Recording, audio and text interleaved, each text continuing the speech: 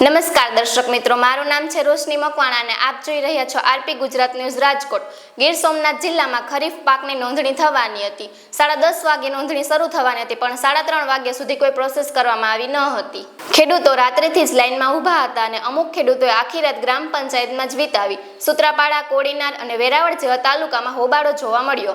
વધુ અપડેટ્સ માટે જોડાયેલા રહો આરપી ગુજરાત ન્યૂઝ રાજકોટ। હવે સરકારશ્રીએ 1 તારીખેથી સોયાબીન અને મગફળીની નોંધણીની તારીખ જાહેર કરેલી છે। તો અમે ગઈકાલના રાતના લાઈનોમાં ઊભ્યા છે 7-12-8ની નોકલો લઈને। હવે અત્યારે બપોરનો સમય થયો છે તો હજી સર્વર ડાઉન છે ને સાઇટ ખુલી નથી। ગામના વીસીને પૂછવામાં આવે છે તો કહે છે કે અત્યારે સર્વર ડાઉન છે ને સાઇટ ખુલી નથી। તો અત્યારે હવે સરકારને અમે એવું કહેવા માંગીએ છીએ કે તમે આ સરકાર શ્રી ખેડૂતને ક્યાર સુધી હેરાન કરશો ને હવે આ સાઇટ ક્યારે ખુલ્લી મૂકવામાં આવશે અને ખેડૂતની નોંધણી ક્યારથી શરૂ થશે અને શું સરકાર આ રીતે ખેડૂતને હેરાન કરવા માંગે છે?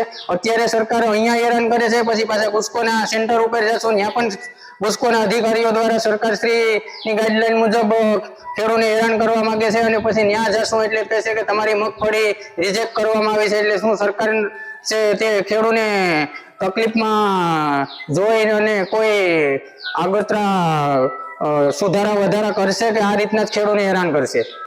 સરકારે જાહેરાત કરી કે 1 તારીખે મગફળીની નોંધણી શરૂ થશે। રાતના 12 વાગ્યાના ખાધા પીધા વગરના લાઈનોમાં ઊભ્યા તો ગામના વીસી મેરે ગયા તો વીસીને કહે કે સર્વર ડાઉન છે। આખા જિલ્લામાં સર્વર ડાઉન છે તો શું પ્રોબ્લેમથી ડાઉન છે?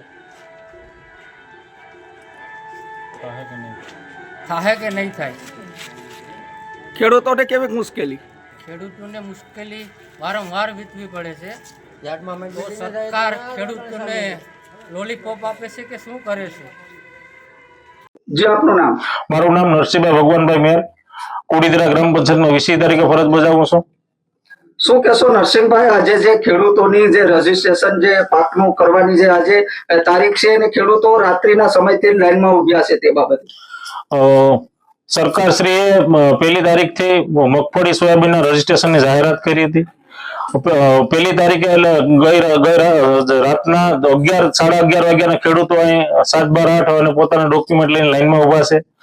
10:30 વાગે રજીસ્ટ્રેશન જે સાઇટ ખુલવાની હતી અત્યાર સુધીમાં ખુલી નથી। અમે ટૂંકમાં વીસી એસોસિએશન ગ્રુપમાં જાણ કરી પણ આજ સુધીમાં એક પણ સેન્ટરની અંદર આખા જિલ્લામાં ક્યાંય પણ સાઇટ ખુલતી નથી। સર્વરનો જ પ્રોબ્લેમ બતાવે છે। શું તમે કોઈ ઉપલા અધિકારીને ધ્યાન દોર્યું છે કે એવું કંઈ? અમે મેસેજો દ્વારા પણ અને ટેલિફોનિક અને મેલ દ્વારા પણ જાણ કરી પણ અત્યાર સુધીમાં કોઈ રિસ્પોન્સ મળેલો નથી। ખેડૂતોને કેવી હાલત? ખેડૂતોની હાલત તો બહુ કથિર છે, કારણ કે ખાધા પીધા વગરના વારા વહેલું રજીસ્ટ્રેશન કરવા માટે થઈ અને લાઈનમાં ઉભેલા છે। ખેડૂતો અમારી ઉપર ટૂંકમાં આવો આક્રોશ ઓલું કરે છે કે તમે નથી કરતા, પરંતુ સાઈડનો પ્રોબ્લેમ છે તો અમે પણ એમાં શું રસ્તો કાઢીએ? સરકારશ્રીને મારી તો વિનંતી છે કે તાત્કાલિક રજીસ્ટ્રેશન શરૂ થાય અને સાઈડ ખુલે તો ખેડૂતોનું કામ વહેલું પતે।